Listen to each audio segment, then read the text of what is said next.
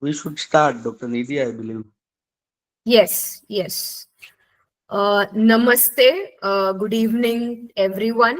Welcome to all participants on the fifth day of this 2 week online certificate course on Indian knowledge systems, where we are trying to navigate the extent and scope of IKS through multiple perspectives in multiple disciplines with the help of our expert guest speakers. And I'm delighted to warmly welcome you as we are closing the first week of the certificate course today with a very, very interesting session on Bhagavad Gita and its role in anchoring cognition and emotion. Uh, so, since our guest speaker for the day, Shefali Upadhyay ji, is already with us, I would just like to give her a brief backdrop of what sessions were held in the last 4 days. As all of us know, this is the first week of this 2 week certificate course. We have another set of speakers coming up in the next week. So, Shefali ji, we started the course by discussing Bharatiya Gyan Parampara and whether it's going to be a U-turn or it's a way forward for us as a civilization, as a country.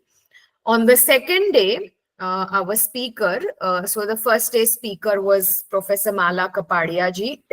She is the director of the Center for Indigenous Knowledge Systems at Anadi Foundation, Tamil Nadu.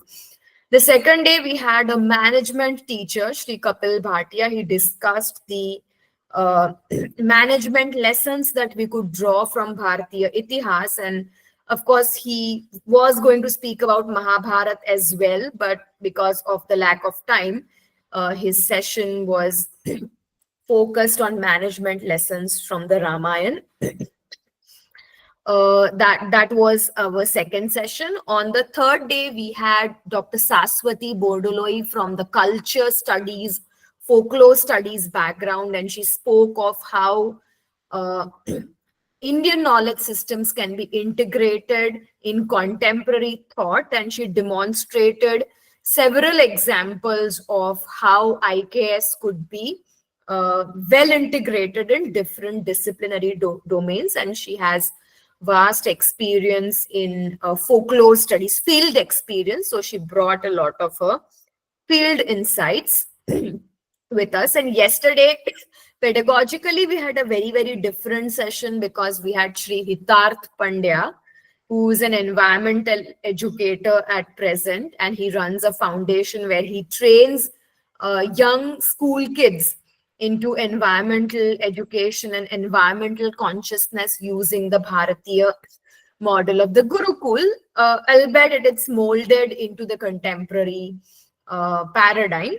So he spoke from his field experiences, and it turned out to be a very interesting, engaging, interactive experience from the perspective of IKS in action, somebody who's actually implemented an IKS-centric model in the field of environment education. So that was the session yesterday. And today we are glad to welcome you to talk about Bhagavad Gita and its role in anchoring cognition and emotion. And I am pretty sure that after Shefaliji's session, with the culmination of the fifth session today, the participants will be able to kind of draw some linkages, weave into one single thread all the 5 sessions that we have had so far, because IKS is not some disconnected or disjuncted venture that we are kind of into.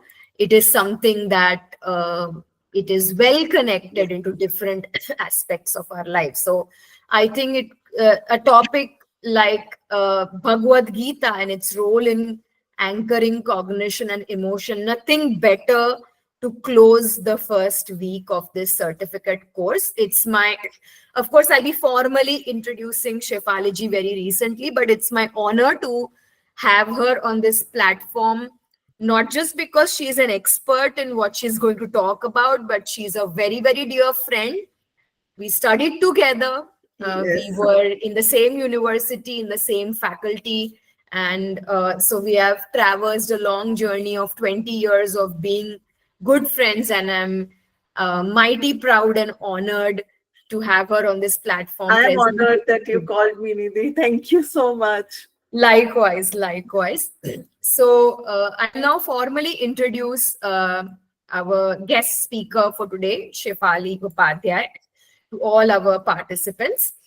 Shefali Upadhyay ji is an accomplished psychology professional with over 13 years of experience in the field. Currently, she is an assistant professor in the Department of Psychology at Parul Institute of Liberal Arts, Parul University, Vadodara, Gujarat, and she has held this position since 2022. Her career has been shaped by diverse roles. So she's worked as a school psychologist at renowned institutions such as Sant Kabir School and the Navrachna group of schools in Vadodara. And in her role as a school psychologist, she focused on supporting students' emotional well-being and development. And we all know that in the current education system, especially in schools, the role of a counselor is extremely crucial, extremely important. She has also contributed to research as being a research assistant in a UGC-funded major research project at the Department of Psychology, Faculty of Education and Psychology, Maharaja Sayajirao University of Baroda. She holds a master's degree in counseling psychology and a postgraduate diploma in clinical and applied hypnosis from the Maharaja Sayajirao University of Baroda. And she's deeply inclined in Indian psychology, and she has completed a course on Indian psychology from the Indian Psychology Institute, Pondicherry. That's great because I never knew that there was an Indian Psychology Institute. So wonderful. No, it is I'm sure we have some participants from the psychology background. So it'll be nice that if you can pitch in through the chat box and the comments box. Her research focuses on exploring traditional Indian approaches to mental health and well-being. And I cannot emphasize more the significance of mental health in today's time and age. One of Shefali ji's notable achievements is co-authoring a research paper titled Achieving Inner Peace, a Bhagavad Geeta Perspective. And this paper, which was co-authored with Ms. Falguni Harpale, won the Best Paper Award at the Indian Academy of Applied Psychology Conference. And with her strong academic background as well as practical experience in the field of psychology, she is a committed academic and professional. And her goal is to advance the understanding of psychology for supporting the growth of her students. Quite a noble pursuit, I must say. And you can already see that she has an impressive profile in the field of psychology. Psychology is something that I deeply regret not pursuing as a subject because I had political science as majors. But if I had to really go back and change my subjects, probably I would do psychology and economics. Psychology, I did it for 1 year, but then I left it to pursue an honors in political science. So I think all of us are always fascinated by psychology. It has a very important role to play in our modern, globalized, hyper-mediated world. And this presentation and this session from the psychological paradigm, especially rooted in Indian psychology, I'm sure it's going to take our learning in Indian knowledge systems to quite another level.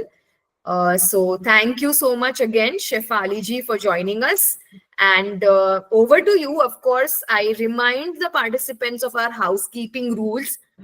Please stay muted for the smooth conduct of the session. We have dedicated last 10 to 15 minutes we will spend on Q&A, and please use the chat box for interaction. Over to you, Shefali ji. Thank you, Nidhi, for introducing me with such notable things you have said about me. I still have a long way to go, and I would say that even if you have not pursued psychology, you have come a long way regarding Indian knowledge system, and you are working in that field by spreading awareness about so many different things. So I thank you very much for calling me over here today. And also, I would like to say that, yes, I am working into the field where academics and students are involved, but I would like to say we are still learners and we are still pursuing whatever we want to know more and more. Yeah, thank you. I just want to bring to your attention that my colleague and the co-coordinator of this course, Dr. Vikas Rajpopat from Central University of Chhattisgarh, Bilaspur, he's also with us, and we are both taking this ahead, and it's just not possible to navigate things in the session without Dr. Vikas's very kind and supportive presence. Thank you, Dr. Vikas ji. Namaste. Namaste, Shefali ji. Nice to meet you, sir, today. I have heard a lot about him through Nidhi, but today I have met him, so it's a privilege. Thank you, sir. Thank you. So let's begin. Let's begin. Okay, so as my topic is known to all of you, it is related to psychology, Bhagavad Gita, and its role in anchoring cognition and emotion. Actually, it is cognition, emotion, and behavior as well. Our emotion and cognition leads our behavior, so it is not necessary to write it, but it is actually related to that. And Bhagavad Gita, what is Bhagavad Gita? Let's just talk about that. According to your perspective, exactly what is Bhagavad Gita? Yes, participants, this is the first question that Shefali ji has thrown at us. What is Bhagavad Gita from your understanding? So please respond in the chat box. I will read out the responses for you. It's a life manual according to Samskriti ji. Yes. You can Yes. write in the chat box. Yes, I would just like to know what are your perspective before I can begin. As Yes. you know, psychology people will ask a lot of questions, so I will have a certain questions to you. Sure, that's great. It will make it more interactive and engaging. So, teachings of Sri Krishna, Ayushi ji's response, Sarita ji saying it's an epic, life poetry. Wow. Correct. Dr. Nisha ji saying it's a treatise of ethics and morals. Atulya ji says collection of tasks related to righteousness, duty, and dharma. Princess Carmel ma'am says it's a philosophy, guide from God to humans to live their life in the best possible way. That is Abhishek ji's response. Code of conduct, way to lead a meaningful life. Chilka ji. Dr. Palu ma'am says a divine sermon delivered by Krishna to Arjun, who was in a dilemma, life perspective, counseling. Right. What Okay. Bhagavad Gita is all about, answers to all of life's questions, genius answers to genius questions. Great. Yes. Focusing on dharma, so many responses. So many responses, yes. Yeah. And I would like to say, yes, Bhagavad Gita is all of the things that you have said over here. But Bhagavad Gita is also something which is different for different people. For me, what Bhagavad Gita means will be different for you. However, Bhagavad Gita is a guide, yes. It is a guide given by God, given by a superhuman, whatever you want to consider it, but it helps us not only just for curing or treat our own selves, but it is also for prevention of psychological, physical, and lots of other issues, because it provides us a way navigating through the life in such a way that it helps us to understand, and also it helps us to inculcate certain values, systems, and habits that can help us prevent psychological issues. And later on, the curing part is also included into it through different ways of yoga and meditation, as Indian knowledge system has been doing a great work nowadays. They are trying to research on the Indian ways of healing psychologically. Okay, so Bhagavad Gita is actually a book which provides us not only just the cure of things, but also the prevention, which is a rare thing. Most of the Western psychologists talk about what? They talk about external behavior. Then slowly it moves to the internal aspects of life. However, Indian perspective provides a whole change in the inner perspective in such a way that it will lead to changing the external behavior. And that is where the prevention begins. However, it is not that easy because it talks about self change. And that is the most difficult thing because we are habituated in such a way that self change requires a lot of effort. And everything is a conscious effort. But Bhagavad Gita provides us different kinds of ways through which we can navigate through it. It is easy, difficult, medium, all difficulty levels included into Bhagavad Gita. And that is why we talk about Bhagavad Gita so much.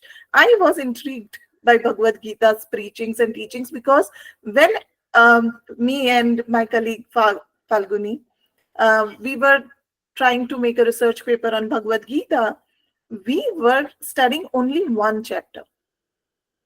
We only studied just one chapter, and within that one chapter, we find so many ways that we can inculcate within our lives, and our life will be really, really very peaceful than what it is right now. All the values that were mentioned within that research paper also were very basic. We all know these things should not be there. Like there should be no hypocrisy in our behavior. We are aware about it. But still, to practice that gets difficult. That is why Bhagavad Gita provides perspective in so much different way that we all need to go through it again and again so we can get different perspective as we grow.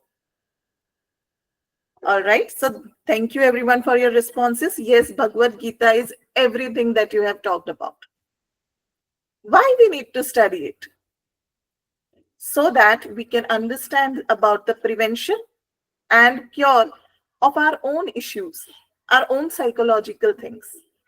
As I am a psychologist, I talk about each and everything. And psychology is not just about, I'll say, the problems that are coming in the life. No. Psychology is from conception till death. Whatever we are doing is a part of psychology. Because our mind starts working the moment we are born, or even at a prenatal period. Our mind is working. We all know the example of Abhimanyu learning Chakravyu in the womb of his mother. So we do believe that psychology or things begin at that level. All right. Why we are trying to find out so many different kinds of indigenous models? I am talking about why we are studying it, because we are very much learning Western models nowadays. We are not that much into the Indian models. Then why we need this? Because till now we have only been studying about the external aspects of behavior. If someone is behaving like this, then it must be like this. That needs to change. We want to talk about deep-rooted things that are causing these behaviors, causing these problems. And American psychology or the Western dominant psychology was never an answer for that. They do not have the answers of all these things. Even after being pioneers of psychology, are they able to bring peace within their own world, within their own people? No. That is why we require different models, cultural models, Eastern perspectives within this. We had to add it because it provides a different kind of insight. Many of you might not be even aware about the Indian perspectives, but you might be aware about certain positive psychology attributes like happiness, resilience, joy. These are all our Eastern concepts. They have taken it, changed the name, and they have added it over here.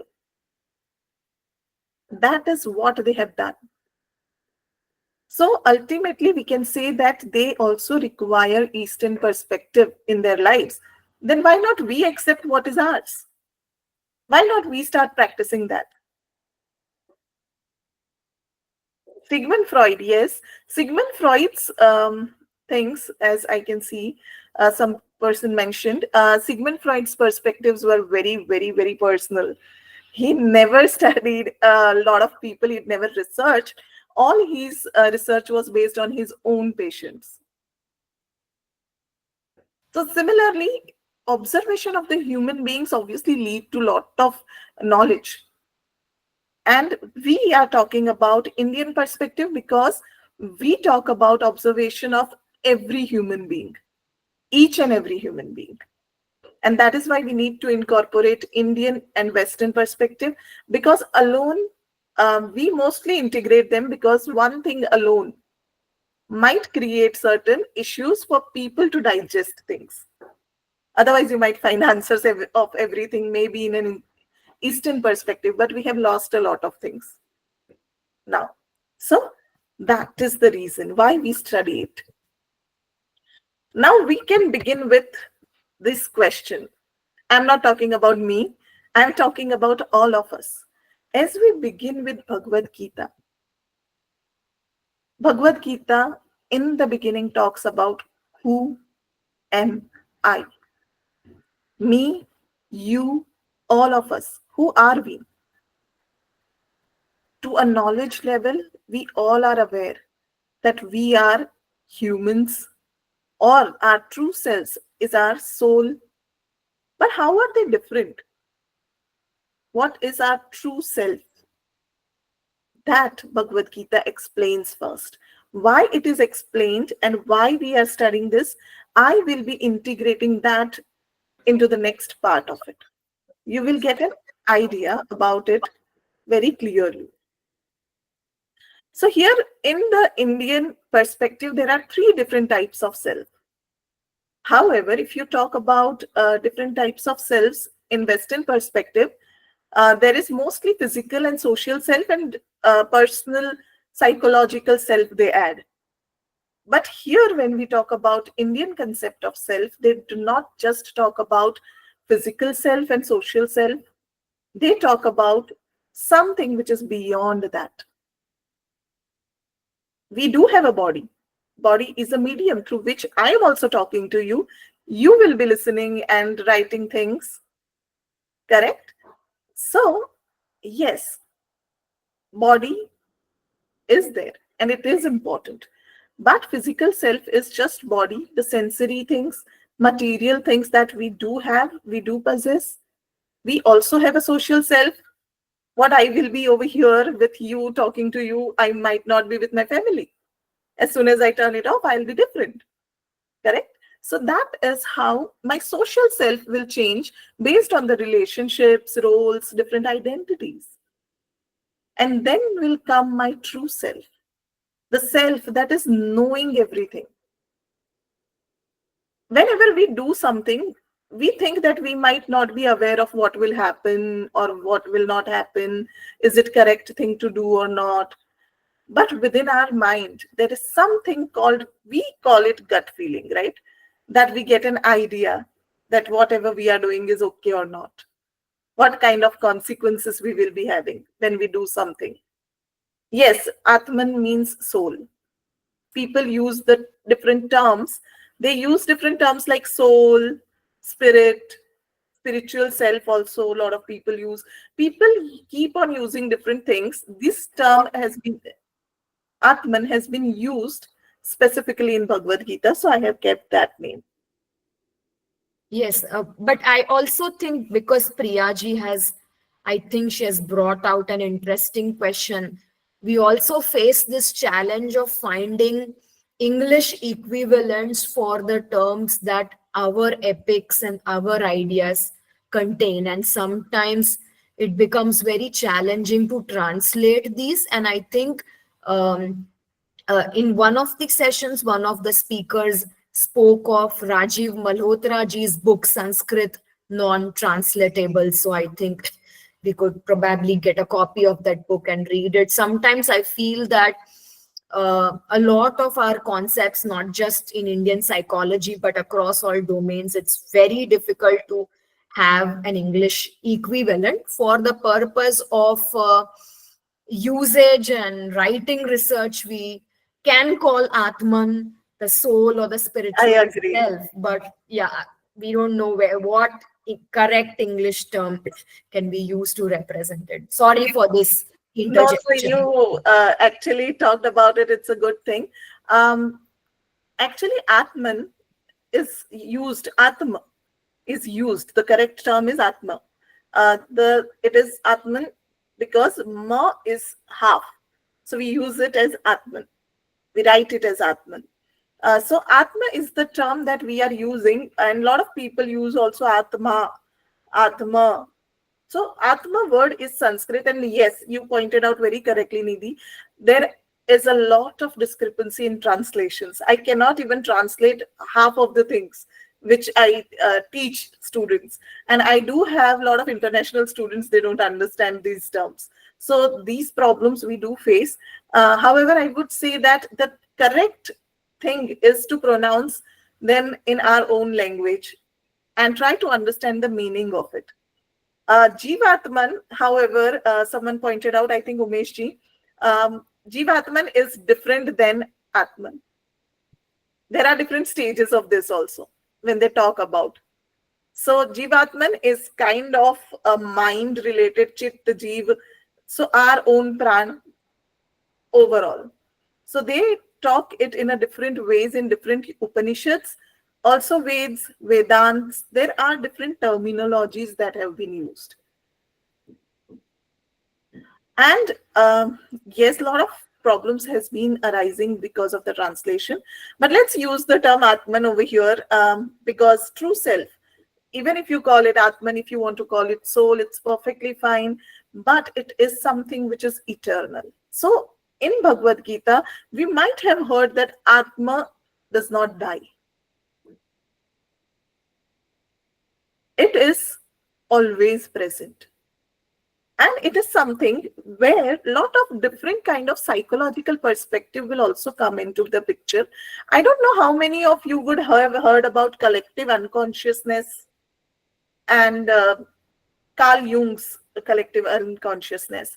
So collective unconsciousness is also some kind of an Indian perspective through which they have taken out. The Indian system talks about the true self, that is collective unconsciousness, that is something which we know. So it is like we have been knowing everything since a long period of time. So Carl Jung talks about archetypes. Over here, we will be talking about sanskar. Sanskar, the word, is not how we get it through the upbringing that our parents do. Sanskar is actually the archetypes that we have accumulated of our previous whatever births we have had, because the cyclical nature of life is talked about in the Indian concept. They said that we die and then we will be reborn again. And what will be same is our Atman, the essence. Exactly. So the collective unconscious is also when I was studying a hypnotherapy, I got to know about collective unconscious quite in detail, and it is something which is very similar to, or we can say they might have taken the inspiration from this cyclical nature and connecting to their own archetypes and ancient roots. So that is what Atman is. It is unchanging, but it is aware about everything. We within ourselves know that yes, whatever we are doing will have certain consequences.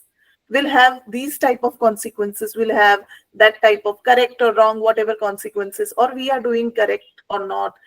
It knows about everything. It has imprints of everything. And that imprints may keep on changing with the body, but yes, they will add up. That is what they talk about. Okay, so that self is also included into the Indian concept. Why it is important to understand our own selves before beginning that?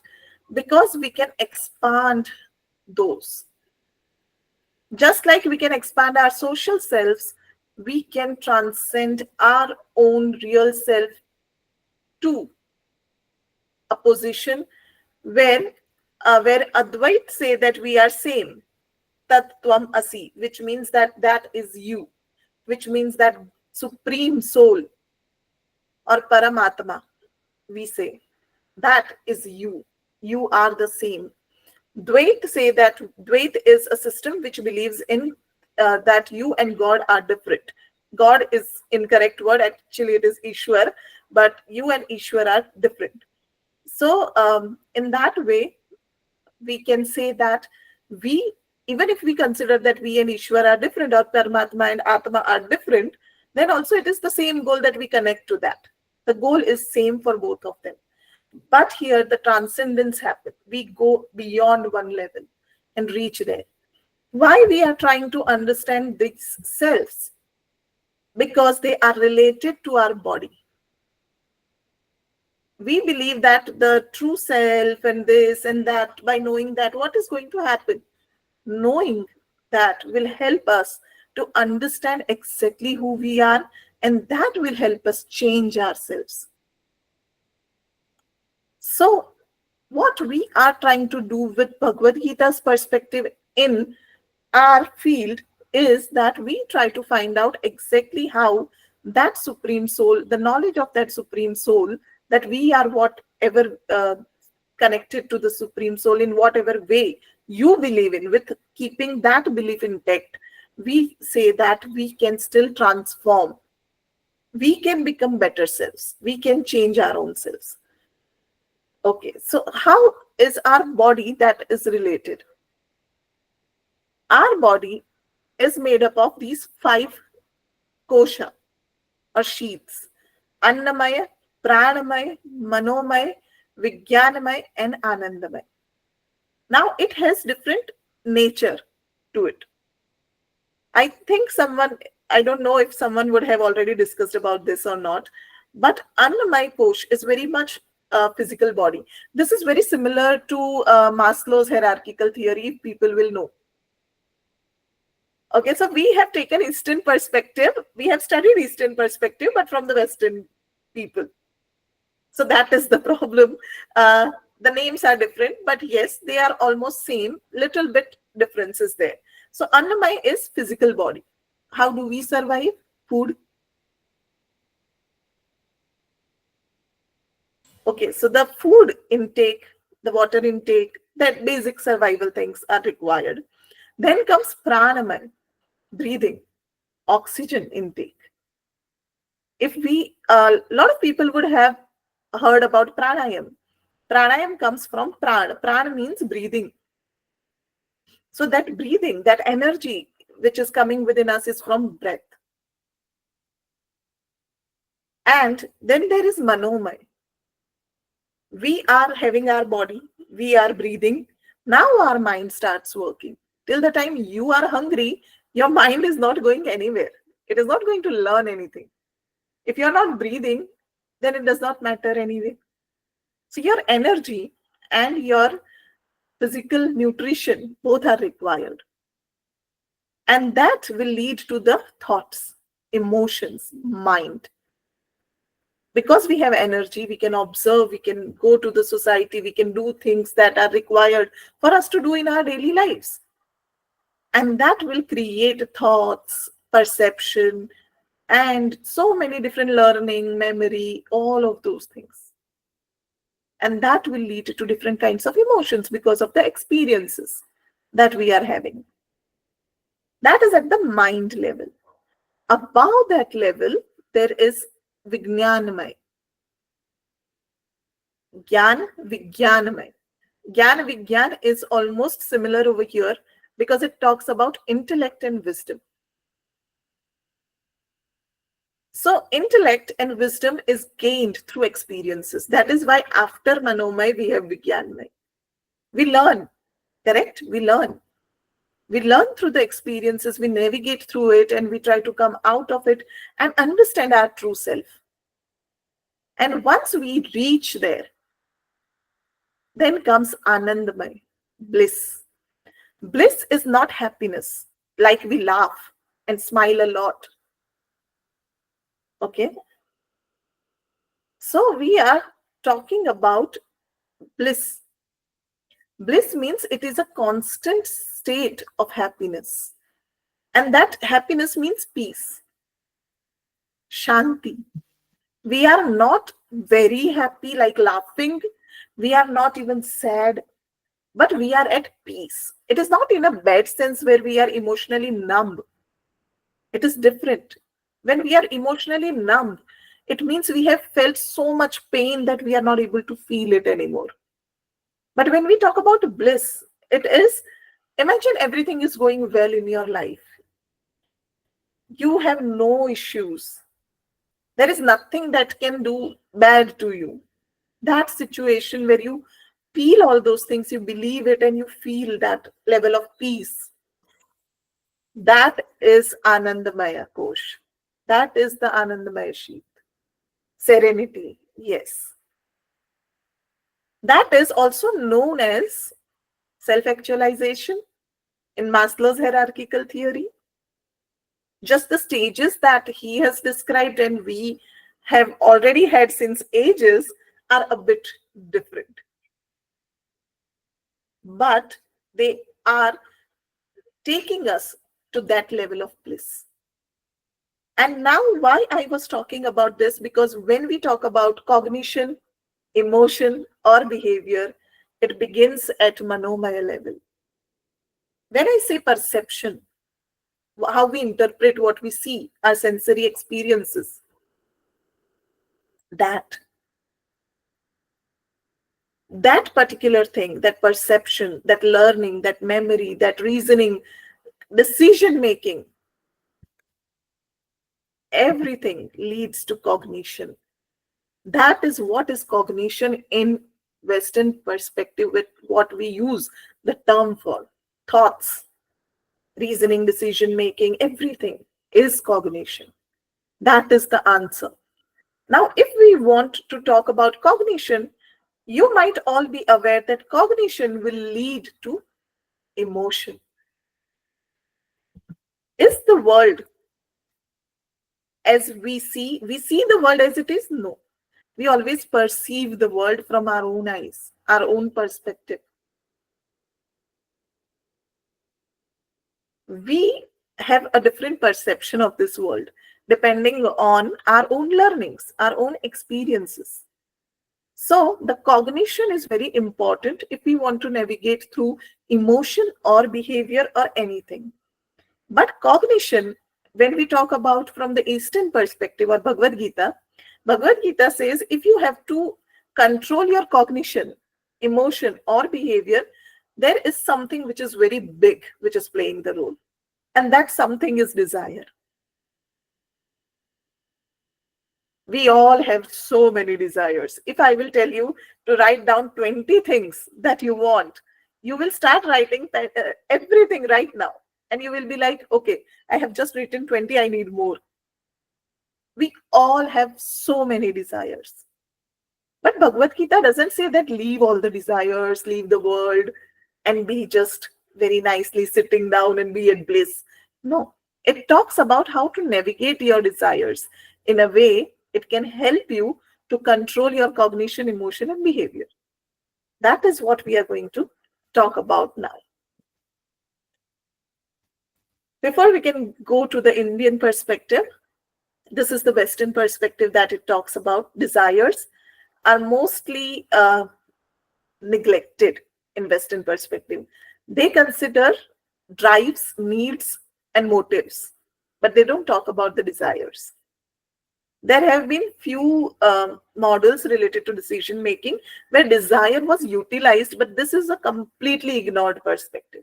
You will not find many researches on the term desire. Now, drives and motives are close to the desire, but they are not exactly your desires. They are different. So that is where our Indian perspective and Bhagavad Gita comes into the picture. Bhagavad Gita gives a cyclical model of how desire will emerge into our life and how it will lead to other kind of things. So first we will perceive the perception we talked about. We see, we hear, there are 5 senses which we all are aware.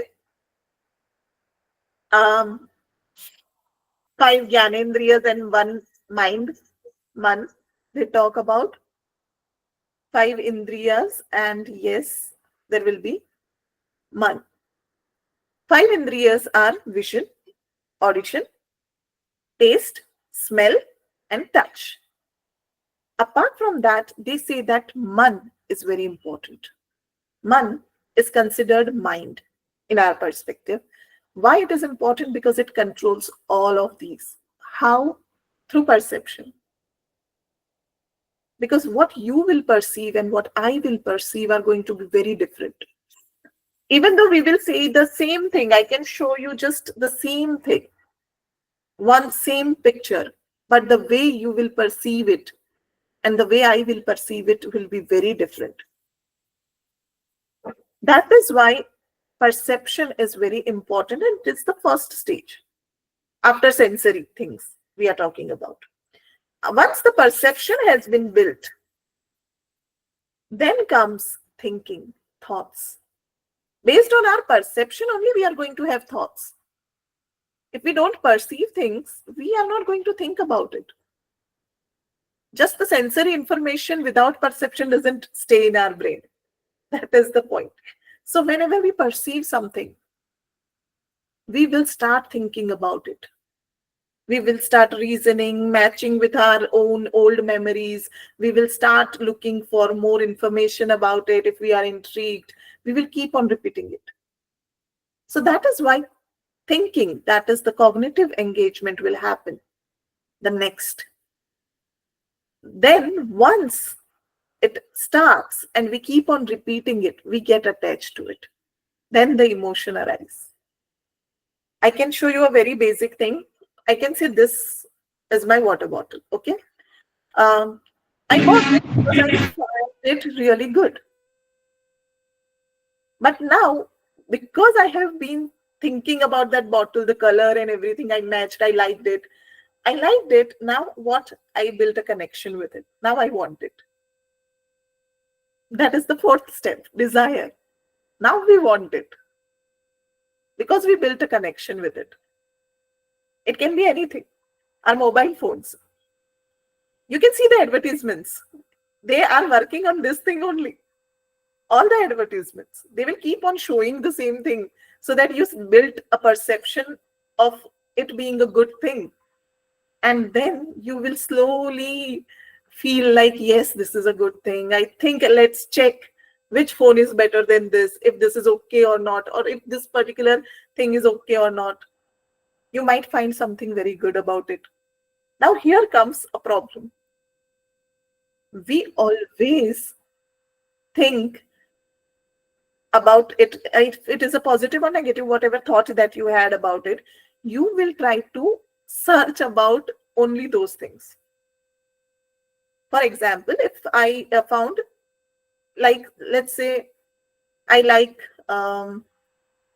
Samsung or Android phones or iPhone, whatever people like. Let's say I like iPhones better, or Samsung or any other company. Now people say that iPhones are better than this, but I like that one. So what I will do? I will start searching. And what I will search? I will search only the good things about what I like.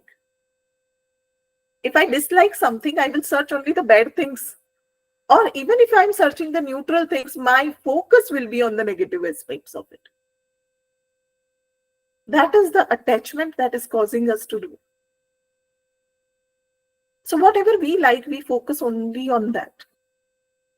And if we don't like, we will focus on the negative parts of that. So yes, these all things are leading to a desire for me to want that. Once I want it, now I will start working on it. I will start working to fulfill that thing, that want. Now I will try to buy it. I will gather money and I will try to do it. Nowadays, you will see that a lot of people are traveling a lot. And now, because you see the reels of it, you want to travel. Now you will try to fulfill that because you have desired it. Now you have desire to go out and travel. There are other places, but whatever places will be shown in the reels or any other thing, we will focus only on that. So all of these things are built, and they are not recent ones. They are talked about by Bhagavad Gita. You can see they have presented a model of how desire comes and it leads to action, which we all are aware about. So Bhagavad Gita's model is not something very new. It has always been there. But we have never focused on this part of it, this aspect of it. And Bhagavad Gita is basically what? The gist of all the Vedants, all the Upanishads and Vedas, those are kept in one particular thing, summarized in one particular thing and given in Bhagavad Gita. So we have been knowing these things since Rigved time, or maybe even before that, before we started documenting. But it's there. And if we are talking about desire, we should know that desire can work so much and it affects us so much. The thoughts and perceptions about object or any kind of a situation leads to certain wants or needs, and wants are not only just physical I'm talking about. Wants can be physical, social, spiritual, psychological, all aspects. We all are humans and we will have desires. That is very clear. But these desires leads to different kinds of emotions. If the desire is fulfilled, what will happen? If the desire is not fulfilled, what will happen? I'll just share an incident. I was trying to learn Bhagavad Gita from a Swamiji. And my Swamiji, when he took the first session, he asked basically that, imagine you bought a new phone and because you wanted it, you have bought it. Okay. Now, because you have bought it, how are you feeling? Happy. Very good. Very good, very good. Exactly. Very good. And now, imagine that you wanted to buy it, but your parents said no, you cannot. Because it's not worth it. It's useless phone. So what we will feel? Disappointed, sad, negative emotions. When we get it, positive emotions. There is an array of emotions. Disappointed, hurt, and many other negative, and similarly joy, happiness, different stages of positive emotions. So ultimately, emotions and feelings are associated with what? The wants and needs. Now, I'm not just talking about physical thing. I bought physical thing. Now, imagine you expect your friend to come and console you when you are crying. That is also a want and a need. That is your desire. Now, maybe the situation is that they could not come. You will feel furthermore bad or on the negative side because they could not.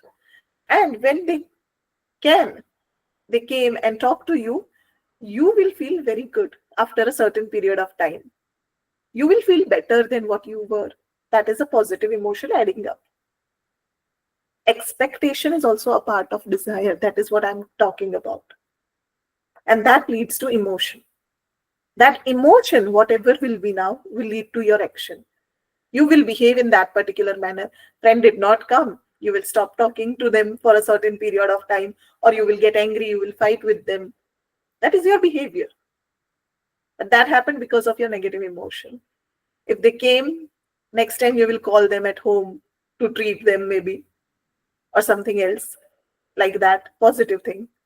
So that is how it works.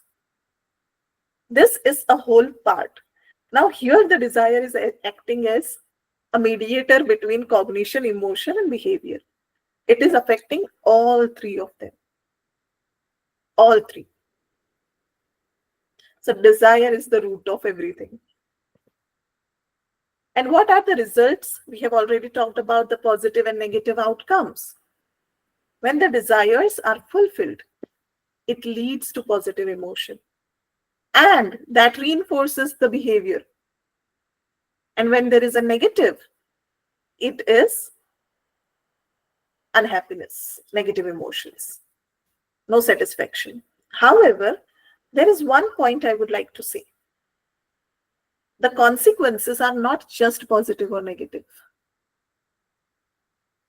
Sometimes, when I talked to my Swamiji when I was learning, he said, when you want something, you may get it as it is, as expected. Sometimes you get half of it and not the full thing of it. That happens. Sometimes you do not get it all. So that half of the thing will also create a negative emotion within us. It is not going to create a positive. You expected 80%, you got 75%. That is not going to give you happiness. Even though you have received 75%, you will not focus on that 75%. The 5% you lost is the thing that we will focus on. So ultimately, the desire fulfillment leads to so many emotions. But even if we are happy, do you think we will remain happy now because one of our desire is fulfilled?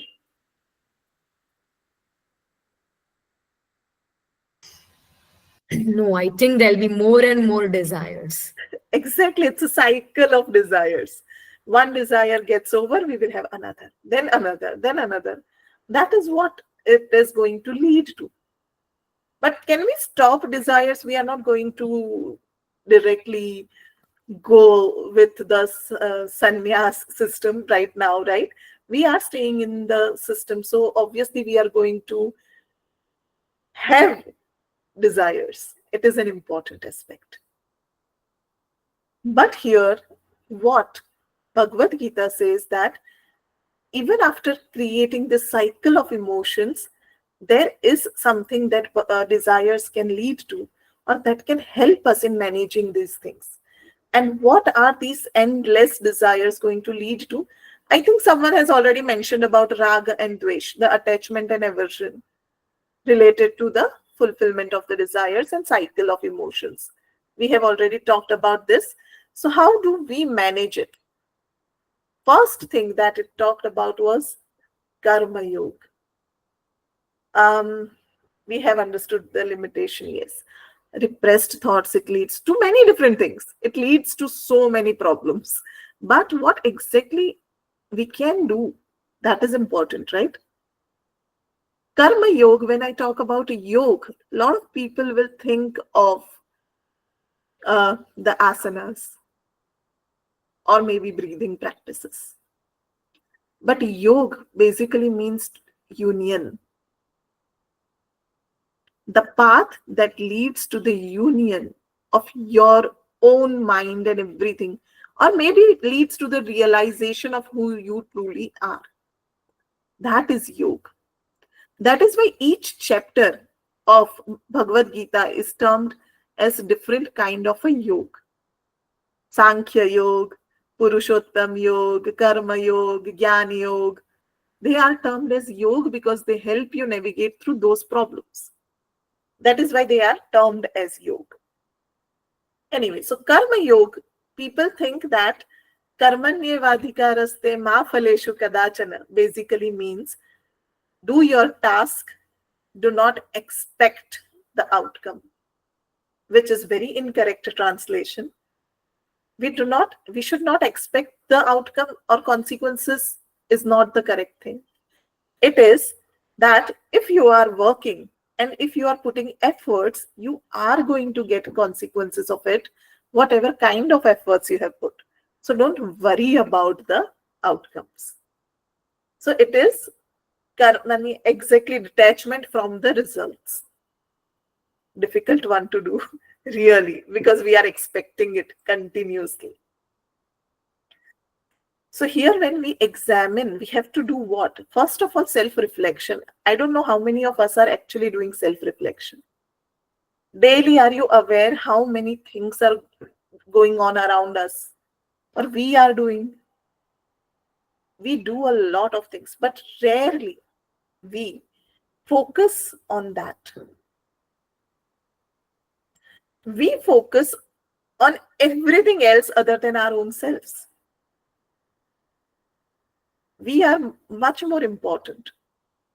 So when we say that Bhagavad Gita wants us to become very selfless, exactly it is not the complete selfless that don't think about yourself. They say your true self. Get to know your true self. Leave this self that you can see all the time. So it wants you to examine your desires, your behaviors, and their consequences. So it wants you to focus not just short term, but long term. Your vision should not be very short. It wants that your vision should be broad. Look at things from overall perspective, not just the recent thing. Right now, I will tell a lie and everything will be okay. But later on, when that lie will come out, what will happen? You should focus on that also.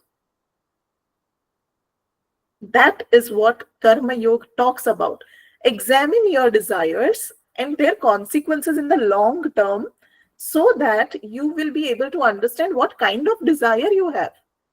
Is it something that is going to create a positive impact or a negative impact on you, on others, everyone? Once you have examined it, then pursue the action.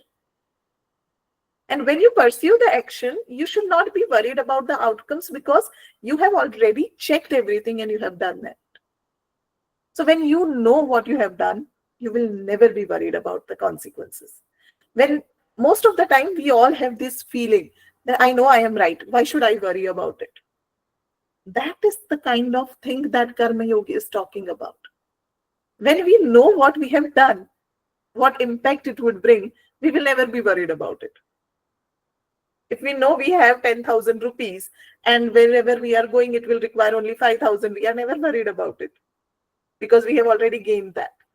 Similarly, self-reflection and contemplation will help you to detach easily. But that first two steps are required.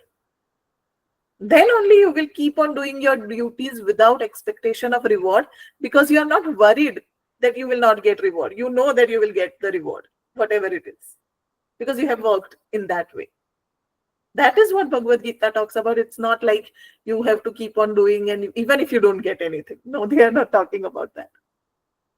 They are saying contemplate in such a way, reflect it in such a way, and then decide on doing it so that you don't have to worry about all these things.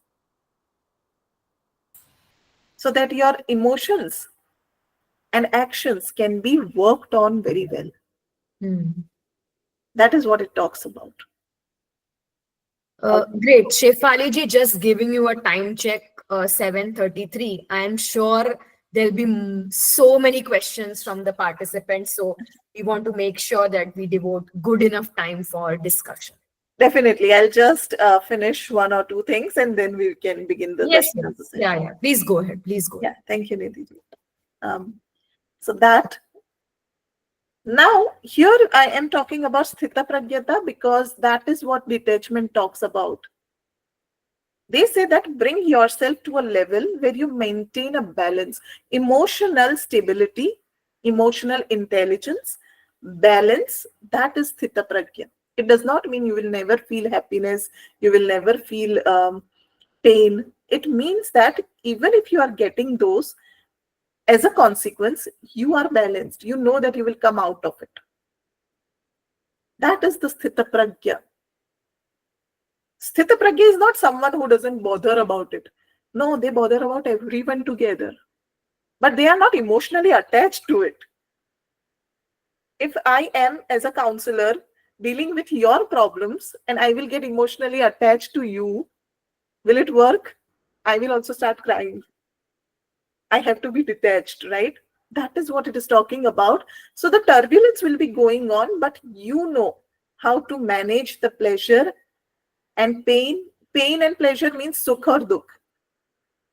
You have to navigate through life's hardships and good things both together.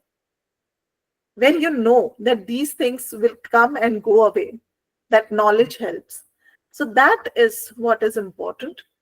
Yes, one who is unaffected by sorrow and grief in the way people are affected, emotionally affected, I'm talking about.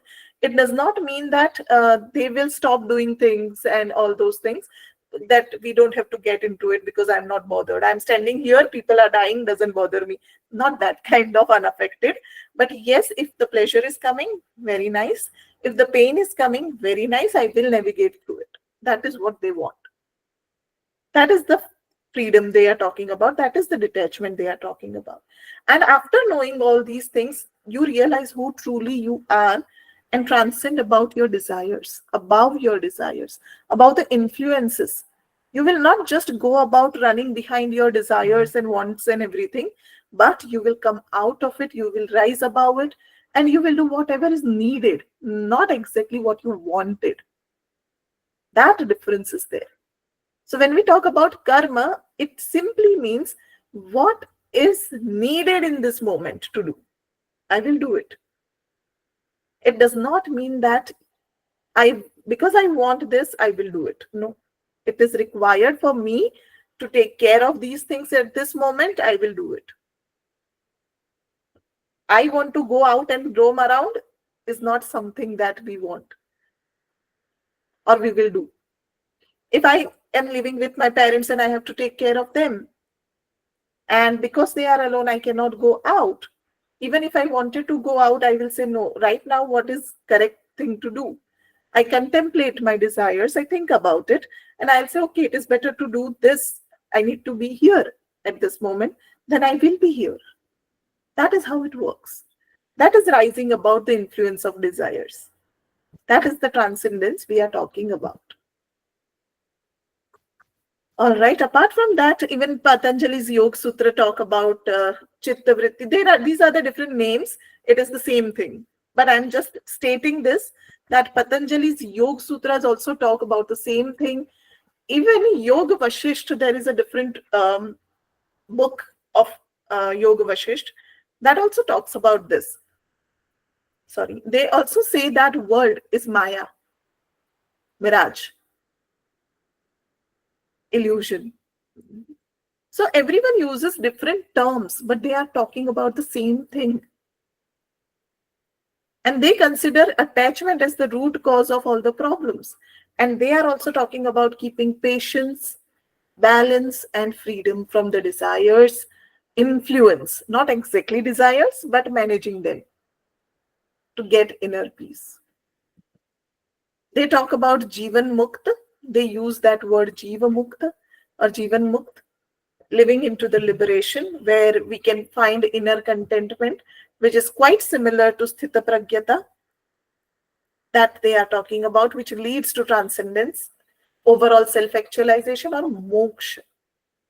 When we talk about Advait, they also talk about same thing.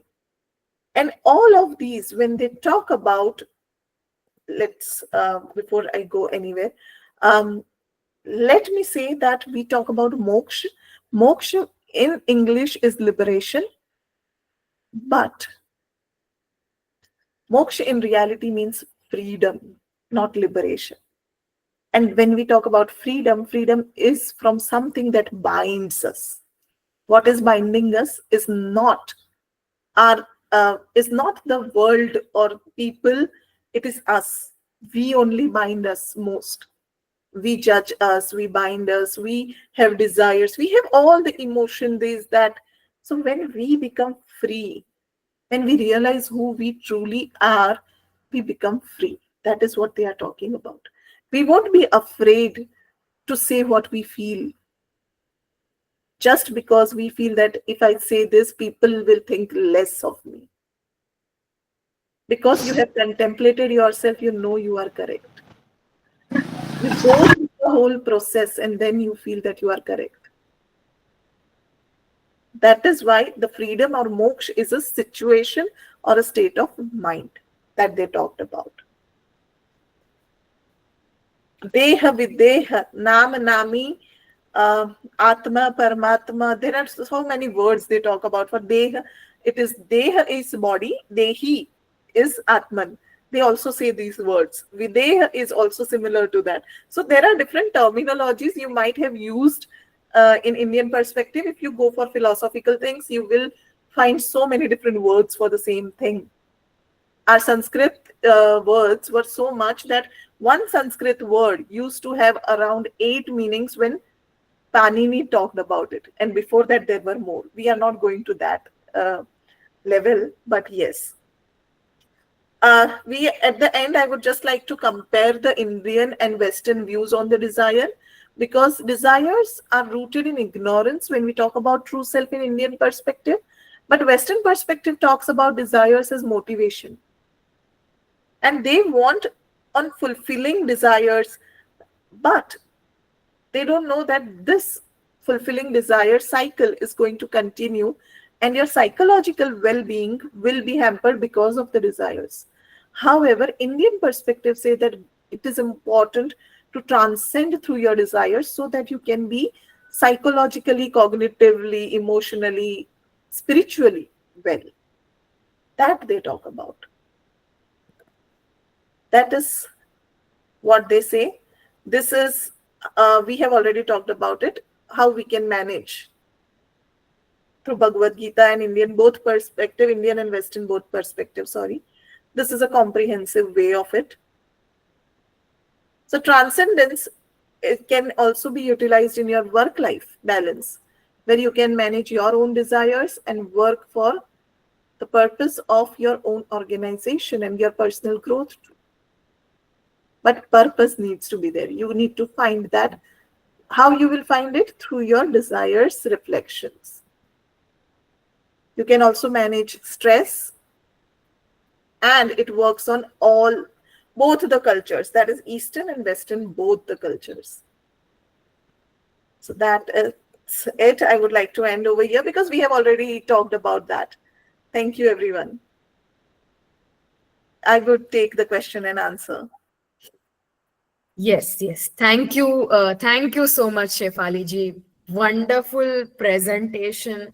So much food for thought. I was keeping a track of the chat box, and there are already requests from participants that one session is not enough and you must come again or on our platform to deliver another session. Priyaji wants to conclude with a verse. So yes, Priyaji, please go ahead. Thank you so much, ma'am. So, like Shefali ma'am was talking about the sthita prajna and, taking one who takes both joy, pain equally. This is from the 12th verse, 12th discourse, verse number 18. I will read out the meaning. I have this wonderful book by Annie Besant who has translated the Gita. I will read out the meaning and then conclude with the shlok. Taking equally praise and reproach, silent, wholly content with what cometh, homeless, firm in mind, full of devotion, that man is dear to me. And the verse goes like this. Tulya ninda stutir mauni santushto yena kenachit aniketas tiramatir bhakti maname priyo naraha. Thank you, ma'am. Also, I would like to add to Priyaji, thank you so much. It was wonderful to know about that. I would just like to add, along with this shlok, there is a whole long verses where actually Arjun asks, Thita pragyasa kya sabhasha, means what Yes, is the meaning of Sthita Pragya? Who is a Sthita Pragya? Ka bhasha. So what is the, we can say, characteristics of a Sthita Pragya? Bhagavad Gita is a vast thing. If I have to just add into something, then it gets very difficult. But yes, it is a very elongated way where Shri Krishna has answered all the questions. of Arjun, and we all are Arjun in our own ways. We are willing to learn. So Bhagavad Gita helps us to learn that. Wonderful, wonderful. Thank you. Thank you so much, Priyaji. That was a very useful and much needed interjection. This verse, I think it helps us kind of unpack the session that we just went through in just those two lines. So much of meaning and so much of depth, and also so much of values to be derived from it. So thank you for that. So let's take some questions that I can already see some questions in the chat box. Dr. Madhukar Nikam is asking, as Vedantic thought, Atman is not subject to birth or death. It's constant reality. How do you look at this? Please enlighten. I would just like to point it out. Yes, they are saying that Atman does not take birth, it does not die. It is, if we talk about quantum sciences, in a very basic comparison, I'm saying energy does not die. Energy just transforms from one type to another type. Similarly, Atman is something that is, which is not born, which does not die, but it transforms with every birth, or it merges with the overall energy or overall supreme soul or Paramatma. That is what they talk about. So Atman is kind of like that. It is not born from somewhere. It is there, stored. It will not die, but it will still remain. So moksha, or people say Paramatma mein vileen ho jana. That is what is that there is a lot of energy, we will merge into it. Kind of a, I don't know, there are lots of theories about this, but one of the theory of black hole is also there. It takes in all the energies and then it will burst one day like a big bang, and then there will be another universe, kind of a thing. Right. So the next question is by Mona Ji. She wants to know, how can the qualities of a Sthita Prajna help in managing stress in modern life? And can the practice of Sthita Prajna improve mental health in today's world? Dr. Vikas has already added some insights. He's saying that to understand Sthita Prajna, we can understand it through the word Tathastha. Yes, because I'm a Marathi speaking person, Tathastha also means that you're very honest and very, very, Priyaji can correct me. It's Tathastha. Tatastha. Yes. Yes. The one who is staying on the tat, the shore, the water of happiness and sadness keeps flowing and you are settled at the shore, just looking at it. How I wish this was easy to do in life. Yes. Yes. Similar to this, Tatastha also means firm in your approach. So you are very firm in your approach, similar to what Dr. Vikas has said, that the water of happiness and sadness keep flowing, but you are settled, you are firm at your own place. You know that. And it is like when you are lying down and you are watching the sky, you know that the birds, clouds, everything come and go. But it is not going to affect you. It is a similar situation. So Dr. Vikas ji, thank you. You have pointed it out very well. Yeah, but do you want to reflect on how it can, Actually, how yes. staying Sthita Prajna can help in stress management and improving mental health in the context of the modern times that we are living in? Yes. So I would just like to point it out, if we are actually practicing Sthita Prajna, basically it means that we are not getting too much emotionally involved into anything. So when we are not getting emotionally involved, the stress, we don't have to manage it because it won't happen. That is what I was talking about, prevention. Will not take stress, or the stress won't come to us because we are already aware that this navigation will be happening. And when we know that there will be no stress, then mental health will anyway be okay. With the things that will come, we will manage, but it is not emotionally affecting us. So stress or emotional issues won't arise. So psychological issues won't be there. Mental health will be completely stable and balanced in that condition. Great. That's a wonderful response. Let's take the next question from Ankita ji. How can detachment that is being talked about in the Bhagavad Gita help us to achieve greater clarity and objectivity in our thinking and decision making, relating it to today's Mohamaya? Wow, wonderful question. I would say that when we talk about detachment, it is like as a third person we are viewing things, correct? Because we are not affected by it. We are not the first or the second person that is going through it. So when we practice detachment, it helps us to view things from different perspectives. When we see things from different perspectives, it gives us clarity. Clarity comes how? When we think about the same thing from different ways or different perspectives. So here the same thing is happening.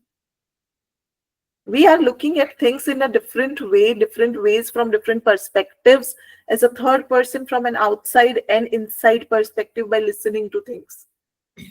Then we get proper clarity and we are not involved, we are detached. So there will be objectivity, no bias. There will be no bias involved. That is why our decision and thinking and thoughts will be helped. Yes. That is how it will. Yeah. Dr. Paluji has added that. Thank you, Ankita ji, for your question. Very nice question. Dr. Paluji has added, including drashta bhav. That's what Drashta. she's saying. Yes, that is what detachment actually means, because when we become a detached person, we become observant. That is drashta about the third person observation that is coming. Yes. Yeah. Okay. Priya ji is saying, Shefali ji, the shlok you mentioned about Sthita Prajna ka Bhasha is in Adhyay 2nd, I think verse Yes. 54. Yes, it is in the second adhyay. Second adhyay includes everything that will be elaborated later on in all other adhyayas. Yes. Correct. It is. Next question from Krishna Kamalji. Thank you for the insightful session. He's saying, could you please elaborate on how to keep oneself emotionally balanced as per the teachings of the Bhagavad Gita? Krishna ji, that will take a lot of sessions, I guess, because Bhagavad Gita has mentioned so many ways. But one of the ways that they have mentioned is Karma Yoga. We have to practice any one thing. We don't have to practice each and everything that Bhagavad Gita says. They have given so many pathways. Bhakti, Jnana, Karma, whatever feels correct for you, do that. Here I have only mentioned Karma Yoga because that is easiest. When you reflect yourself, you know what your desires are and you start detaching with that. That is the only way that will help you to remain emotionally balanced. It will be difficult in the beginning, but you have to be firm into that. You have to keep doing and implementing, and don't start everything at once because it won't help. Start with slow things, small things. That will help you to inculcate and practice those things. Otherwise, it will become a burden and we will leave it. So we have to take it one thing at a time. So Karma Yoga also won't start immediately. Meditation also cannot start immediately, right? There will be lots of thoughts in the beginning. Similarly, we will face little problems, but we have to keep on doing it. So practice any one form. I am just saying, either you keep this Karma Yoga, there is Bhakti Yoga, where we start surrendering ourselves slowly towards the higher selves. So that is another way people do it. So they believe that whatever comes is a test. The problems will become a test for them or challenge. And then they will be happy to do it. Because they feel that it's a challenge, but God is testing me, but I will come out of it. Because they believe in that. That belief will help. So emotionally balanced will help you through these different ways where you can practice them and come to a point where you will become emotionally balanced. There will be upheaval in the beginning, but slowly you can inculcate. Correct. Practice. Yeah, I think that's a very useful piece of advice and direction to take, go slow and do one thing at a time. So I really like this next question by Janvi ji. After that, I'll come to Krishna Verma ji. How Sure. can we acknowledge emotions while finding our true self and self-examination? Because without emotions, how can the world go? How can the world function? Okay, so here the acknowledgement of emotion is actually happening. When we find our true selves, we realize that as a human, we are going to have these emotions. But what emotion is leading where? That is something we are going to do. We are going to have control of our emotions. We are not going to be emotionless. That is not possible. We are humans. We will have emotions. So here we are going to take control of our emotions. That is finding our true selves, not becoming emotionless. We cannot become emotionless. But the emotion will be equivalent for each and every one. For example, if I am worried about only one person, then it is attachment, moha. But when I am worried about everyone, I am connected to everyone, when I have that in my mind, that becomes prem. Moha se aage. It is equivalent for all of us. We all are connected. What I want for myself, I want for you, someone else, you, 100 people, 1,000 people, that becomes a different thing. And we are not becoming impulsive in that situation because we are worried about only one thing. That is what they are talking about. So when we realize our true selves, we know we all are connected, then we are not going to do any impulsive thing because everyone gets affected. When we are attached to one person, we will think about benefit of that one particular person or one particular thing, and we might do something impulsive that can harm 10 other people. Right. That I ratio. hope, yeah, I hope Janvi ji that answers your question. There's a question by Krishna Verma ji. Can we plan to teach? Sorry, Yeah. can you give? Ah, actually, how our body contains of Panchabhutas, we have three gunas, right? Yes. Uh, three Sattva, gunas and three Rajas, Tamas. doshas. Yes. Three doshas, Vata, Pitta, Kapha. So, according to our profile, the person belongs to which dosha.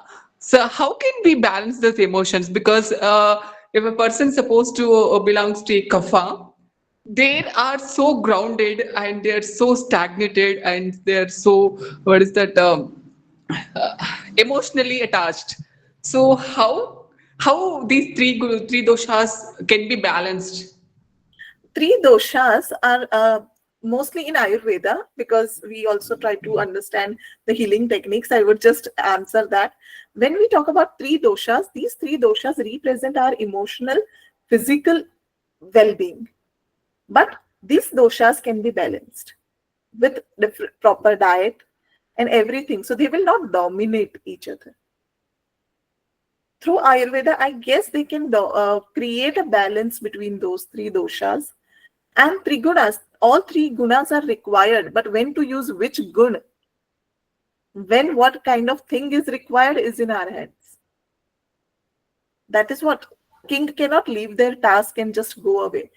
Krishna did not tell Arjun to not remain emotionally grounded and everything, leave emotions. He said, right now, what is required, you have to be in control of it. So, intellectually, even if your emotions are going on, intellectually, you are aware that this is not the correct thing. Your true self will allow you to understand this is not the thing that needs to be done. That is how you will keep it in control, but you cannot suddenly change your own prakriti. But with practice, it helps you to maintain and keep them balanced. That is what they are talking about. Correct. Let's move to next question by Krishna Verma जी. कृष्ण वर्मा जी आप unmute कीजिए और brief में अपना प्रश्न पूछिए. Good night, good evening, ma'am. I am also from Parul University, PID department. Nice, sir. So I am working on some project just like a Bhagavad Gita. Okay. Previously, we have learned some about the Android games, but now we are converting the VR games. So I need lots of suggestions from you. I will meet with you in the university. Definitely, sir. Come to liberal arts. We will talk about it. Yeah. It's a good that somebody is from the Parallel University, so he is here from you, and I am also joining with you. So Definitely. my question is that how can we implement the Bhagavad Gita concept and all to the children? Same time, I just bought. You can, if you can, I am just on the camera. You can see this book. Okay, here's a Bhagavad Gita book. Okay. You can see. Yes. So, I have bought it. Okay, to learn more and more. Okay, and I think this is the most bulky Bhagavad Gita is there, and in that more whatever the different peoples are there, they all their thought put in this in that Bhagavad Gita. So I will read all the things accordingly. I will put all the questions in the when I going to do the all the concept of Bhagavad Gita game, because it's a very difficult job. I need the lots of people and So next time you can come to liberal arts. We will have a Yeah, chat. you are in the same university as ma'am, so you can definitely meet her. But Shefali, you can quickly answer Krishnaji's question about how we can integrate teachings of the Bhagavad Gita with young children. And I think there's a very similar question by Amisha ji in the chat box. She is asking how we can teach Bhagavad Gita to engineering students. They are interested, but how to give it a good start. I would say it is very difficult task right now at this moment to teach Bhagavad Gita directly. Why not we just inculcate basic concepts of Bhagavad Gita, introduce them along with what they are studying slowly, so that they can learn about those Indian perspective and they develop a liking towards it and interest towards it, and then we can introduce it completely. Because if we will force that directly, it is going to be difficult. However, in engineering, we believe that the Bhagavad Gita concepts won't be helping. But if you see the researches, there are so many models that they have prepared based on the Bhagavad Gita that can help in all the different fields. Correct. Yeah. Yeah. So let's take, we have time for 3 more questions. So Ayushi ji has asked, what about the pain we feel even after we understand the perspective? Not sure if I've understood the question correctly, but yeah. I have understood that question. Let me tell you one thing. I, as a person, know everything that I have told you. I know that here. Correct? But am I practicing it on a daily basis? That is the question. Implementing is a task. Knowledge is here. Practicing that knowledge is a different thing. So emotional experience and expression are different. Similarly, the things that we know, are we practicing? That is the problem. Correct. I saw a hand raised by Rajiv ji. Rajiv ji, are you there? Hello. Yes, I'm here. Thank you. Yes, sir. Go ahead, please. No, I don't have a question. I just wanted to point out something, and I thought it might be interesting. That the most important slide was the first, where Shefaliji has put up, who am I? And I'll just add a twist to it that maybe some people can take it like, what am I? So my, not suggestion, but request to all would be that ponder over this question more than anything else. And if there is enough grace, if you happen to know this, the rest, almost everything will fall into place automatically. That's what just wanted to add here. That's all. Thank you. I agree, Rajiv ji, that we have to ponder to that question. That is the desire we want, so that we can work on it. Correct. I think Rajiv ji, thank you so much for bringing that up. I think you brought all of us to the moot point, to the core point of the discussion. And I think I'm glad that you brought us to that, because all that followed through Shefaliji's presentation is ultimately connected to this quest about knowing who we are. The reason I said what, the reason I said why to say what am I, because most of the time our entire concept of who is, built around us as the mind-body structure, as a body, as a person, So it's very easy to identify with who. But if you Right. just want to give it a twist as what am I, probably you will probe into a different perspective and it may lead to something interesting. That's all. True. Thank you so much. True. Thank you, Rajiv ji, for a Thank you. wonderful perspective. Yes, last question, which I think Chaitali ji or somebody asked. Chaitali ji asked, Shefali ji, what would you recommend as the best English translation of the Bhagavad Gita? There's a response by Priya ji, copy of translation by Annie Besant. Quite good. I think somebody recommended Gita Rahasya by, I think, Lokmanya Tilak. Yes. Yeah. It is one of the best, I would say. Lokmanya Tilak ji's interpretation of Bhagavad Gita is considered to be one of the best interpretations. Along with that, I would recommend every one of you. I don't know if it is available in English or not. I guess it should be in Gita Press, Gorakhpur. It is based on Shankaracharya ji's Bhashya. Bhashya means commentaries that he has given the meanings. So Shankaracharya ji's Bhashya Gita is one of the best again. Why? Because Shankaracharya ji started giving so many meanings of exactly what is written, and he kind of combined everything.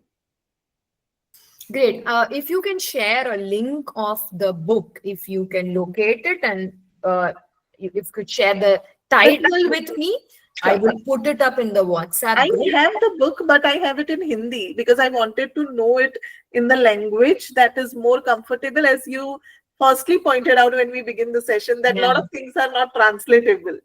Right, But right, in Hindi, they can be available. That is why. right. That's true. I That's will true. share it with you, the link. If someone has it, they have, I think, already shared it. Yes. Just a minute, Umesh. Dr. Vikas, can you please copy this link that has been shared by Umesh ji and put it in the WhatsApp group? This is a super site. I don't know. It is a Gita super site. I don't think that is the book related link, but I will share the book related link with you, Nidhi ji. That Sure. is okay. Okay. That works. I think there is also a request, Shefali ji, to share the link of your research paper on the Bhagavad Gita for which you won the award. If it's open access, if it is available at a platform which participants can access, please do share. Okay, I'll check. I'll share it. Otherwise, I'll share the paper with you. Sure, I do definitely. have it in a PDF form. You can share it with others. That also works. Yes. Yeah. I think that will work. And there I saw a lot of interesting comments by Dr. Palu ma'am and many people, I think. Yes. There are a lot of in chapter 10 and 11 of the Bhagavad Gita reflects the unison of the creation and the creator. Vikas also made a good point about Rajev ji's comment. So that's Yes, good. actually, I was reading that also. It is really a wonderful comment on that. Yeah. I think somebody also made a comment about why we cannot include the Bhagavad Gita.